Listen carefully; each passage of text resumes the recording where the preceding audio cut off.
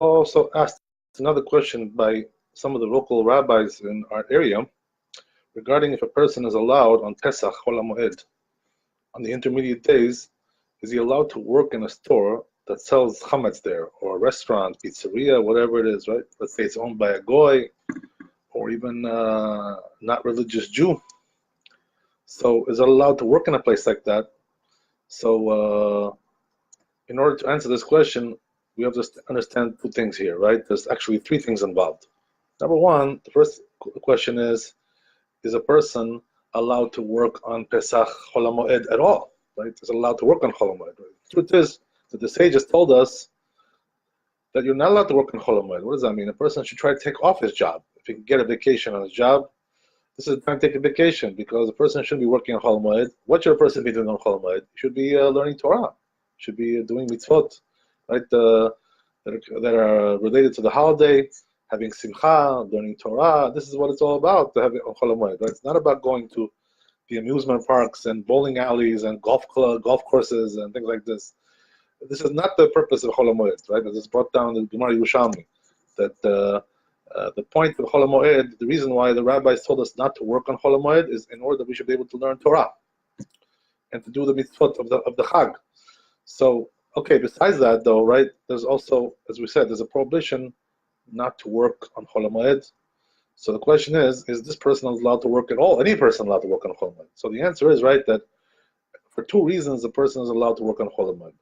Number one, if it's davar ha'aved, what does that mean? Something which will cause him a loss if he doesn't work.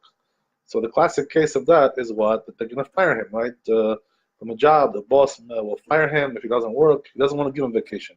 He's a nasty guy, whatever. He's one of those grouchy guys. No vacation for you. Take a vacation different time. Now I need you. Whatever. So he doesn't want to give him off. So the truth is, right, that says Moreno Rabbeinu, Alav Shalom, Maran, his book Chazon Ovadia, Yom Tov, Chelek Yom Tov. It says over there that a person is allowed to work even if it's a doubt whether he's going to be fired. What does that mean? He may fire him. If he gets upset, if he's not in a good mood, whatever, he may actually do it. But he may not. We're not really for sure. 50-50. So even if it's 50-50, it's a doubt, you're allowed to work. That's what he says over there. Another question is regarding working in a place which sells chametz, obviously, right? Which is, if it's a goy, he's allowed to do that, but if it's a Jew, he's not allowed to do it, whatever. But the question is, what about the guy who's working there? He doesn't want to be a part of that, to assist in doing a sin, but he needs to work his job. So the question is, are we concerned maybe that he may come to eat the chametz or this kind of thing, right? This kind of issue, right? So the truth is, right, we don't find any prohibition to work in a place that sells chametz. We don't find anything like that in the Talmud or in the Shulchan Aruch. As far as I can see, right, we don't have any such a prohibition. The truth is, right, just the opposite. That it's seen in the Shulchan Aruch, Taf Ben Tet, Siman Taf Ben Tet. It says over there that if the Jew is working by the Goy and the Goy is working by the Jew, in other words, it brings these scenarios as possibilities on Pesach. So therefore, right, it's implied from there that it's allowed to do that. Otherwise, why does it bring these scenarios? It's not talking about sinners. It's talking about good people over there, whatever. So the point is, right, that it seems to be that a person is allowed to work in a place which sells chametz. There's not really an issue with that.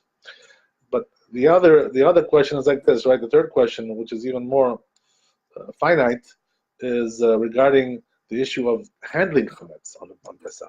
What does that mean? This person, right, maybe he's doing delivery, right? He's delivering pizza, whatever, or things like this, or he's arranging the shelves where the chametz is placed there. He's working in a supermarket and he's got bread over there. He's got to arrange it. He's got to set it up to look nice and orderly, whatever. Is he allowed to do that? He's touching the chametz. He's handling it. Maybe he'll come to eat it, right? That's the question. So the truth is, right, that already we find that there is actually such a prohibition like that. We find in the Bet Yosef, right, Siman Taf Mem Vav, who brings in the name of the Rivash. He says over there that a person who finds chametz in the street, whatever, something during Pesach, he's not allowed to pick it up because he may come to eat it. Right? There's also another issue there, which is maybe he'll also wanted to acquire that. If he makes an acquisition, he's going over, right, Bali Rayo, Bali Maseh, he's having possession of chametz on Pesach. But even if he doesn't want to acquire it, let's say, just wants to pick it up for some other reason, whatever, he wants to put it aside or whatever he wants to, I don't know, whatever he wants to, he's interested in doing there. Nevertheless, though, right, even though he doesn't acquire it, says the Rivash, the Tshuva, that he may come to eat the Chametz. This is the problem. So therefore, right, the rabbis made a gezerah regarding that he should not pick up the Chametz on Pesach. So right, you may say from here we learn that a person is not allowed to work in a place like that because he's going to be handling Chametz there, maybe, whatever, he's doing deliveries. So the truth is, right, that it doesn't seem like there's a prohibition regarding this kind of thing. Deliveries and handling things, putting on the shelves. You know why? Because the worker is not allowed to eat those things. You know, he takes a delivery to somebody's house. What is he gonna do? Eat half of it and then bring half of it to the receiver, right? It's gonna look a little bit funny, right? Half the pizza is gone already, whatever. So he's not gonna do that, right? So he's not allowed to eat that stuff.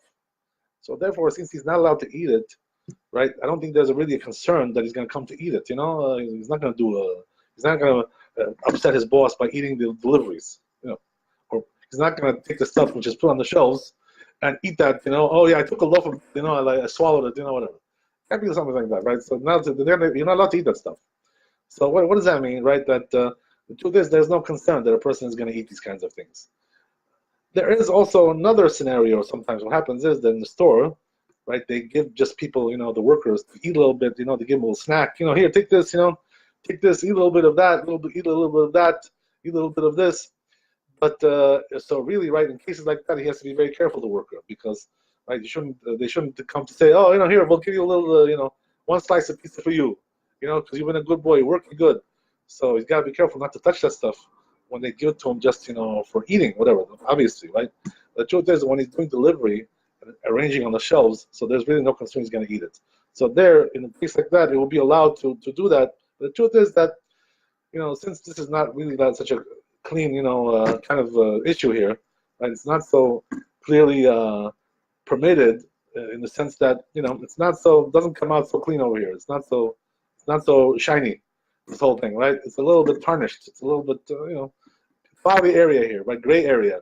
So therefore, the truth is, right, that because of all these issues that we addressed, he may come to eat it, and also he shouldn't be working on Chol Moed whatsoever unless he has no choice. So therefore, the only way that a person should take a job like that is that he has no choice. They may fire him. He's going to be fired, or you know, or he's got nothing to eat on Chol Moed. There's also another reason, right, that a person can work on Chol Moed because he has nothing to eat. Doesn't have money for the meals for Chol Moed. He's got to buy some things. He's got to, you know, this and that. He's got to make his barbecue. He's got to make his dinners. This and that.